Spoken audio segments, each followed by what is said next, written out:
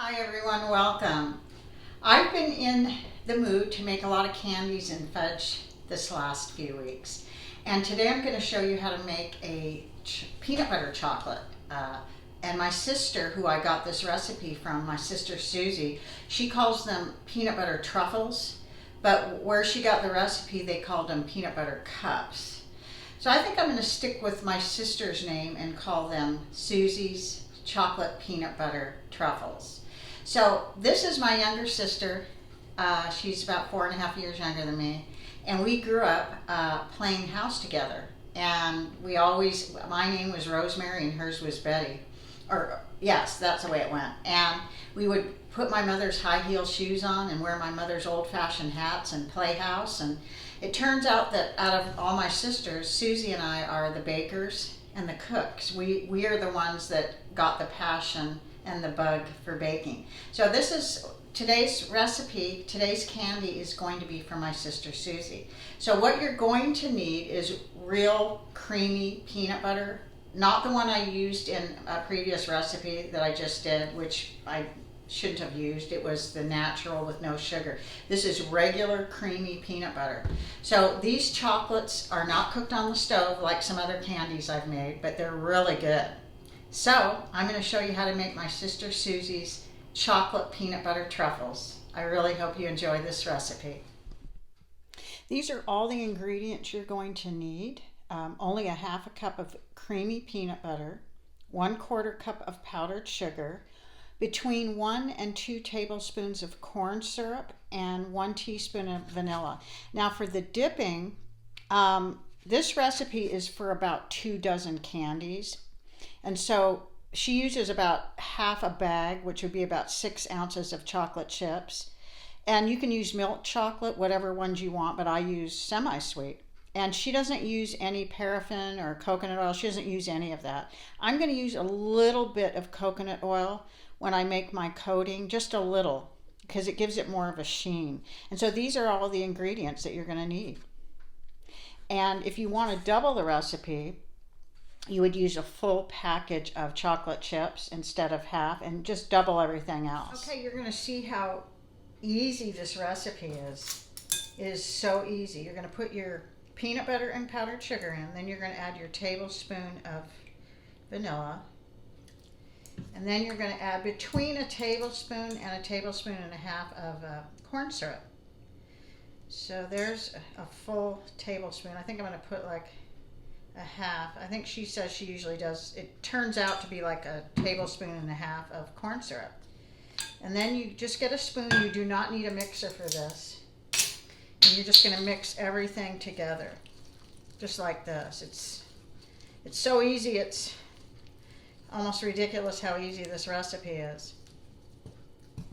So I'm going to keep mixing this up, and when it gets to its full blend and it's completely combined, then we're going to refrigerate this. And she makes them into balls before she refrigerates it. I know there's 2 different ways you can do it, but we're going to make these into balls before we refrigerate. I'm going to add 3/4 cup more powdered sugar. I don't know how that was written down to be a 1/4 cup. That is definitely not enough, a 1/4 cup. So I'm going to continue to stir this around. So before I roll my peanut butter balls, I'm going to put like a teaspoon of coconut oil and about 6 to 8 ounces of chocolate. I think that'll be about right. And if I was doubling the recipe, I would put a full 12-ounce bag. I'm going to set this aside. And then what we're going to do is put some wax paper or parchment paper in here and roll balls, like small balls. And so this will make anywhere from a dozen to 2 dozen, depending on how large or small you roll your little balls into. So I can't tell you exactly yet. It just depends. So I'm going to roll all of these, and I will be right back. Okay, so we got 17 little tiny peanut butter balls. So if you want more, just double the recipe. I'm going to put these in the refrigerator now, and what we want to do is leave them in there approximately an hour, give or take, however much time it takes in your refrigerator to firm them up. They need to be really firm before we dip them. So I'll see you in about an hour. Okay, these were in the refrigerator about 45 minutes and they're already really firm. So now we can start melting our chocolate. So you can see it's starting to melt right now. And we want to keep stirring it until it's completely creamy. Here's our chocolate. This is how it's supposed to be, nice and creamy and shiny. And I always like to put coconut oil in it, just a little bit, to kind of make it's easier to work with when it's got the sheen in it. Now, my sister says she uses a fork to dip her chocolates in. I've never used a fork, but I'm going to try it because that's what she uses. So I'm going to use this to kind of make sure I have it on all sides. I've never used a fork before, but I'm going to give it a try.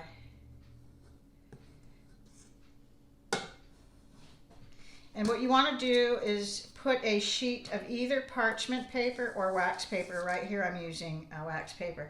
Now what she said she does is with the fork, she kind of makes a little swirl design on the top. I'm not like that, because when I looked at her picture that I gave you at the beginning of this video, they look kind of like store-bought chocolates because she takes a little fork. I'm not doing it like she did, but also on a prior candy when I used a skewer, and that worked well. One thing I would not recommend is doing them with your hands.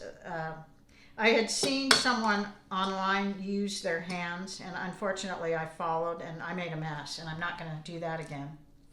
So you can do whatever you want. Some kind of device, though, I would not recommend using your hands. You could even use a spoon like this, because there's another YouTube person who had a certain kind of device. It was kind of like something that you put all of them in. Anyway, it doesn't matter what you choose to use to dip these, whatever you want to use. So I'm going to finish dipping these, and I will be back as soon as I'm done. Okay, we have all of our chocolates dipped, and what she does is she takes a knife like this and goes under the chocolate and then just moves them like this. So what I'm going to do is I'm going to transfer all of these chocolates that are still wet, and they're going to go over here and go back in the refrigerator. And this can take, depending on your refrigerator, it can take anywhere from 15 to 30 minutes to harden. And we want these hardened so that they can be just like when you buy chocolates, they can be firm. And so what we're going to do once we harden these is I'm going to put them in a airtight, probably a Tupperware container, and keep them in the refrigerator. Then when Christmas comes, I will take them out, and we can have them at room temp. But the best place to store these is in your refrigerator in an airtight container. So I will be right back. I'm going to get these firm, and then we will taste one of them. Okay, I've put them in this really pretty little Christmas tin. And this is how you could give somebody this as a gift. But what I am going to do is I'm going to store them in here, which is an old Tupperware container or any kind of airtight container. I'm going to keep them in the refrigerator. That way they stay really fresh. And if you want a few, you just take them out, or if you're going to serve them for Christmas or any holiday, you just take them out. So let's give one a try. I've cut them in half, two of them in half, and I'm going to try half of one of them. They took about 30 minutes to set, and it could take a little longer depending on your refrigerator.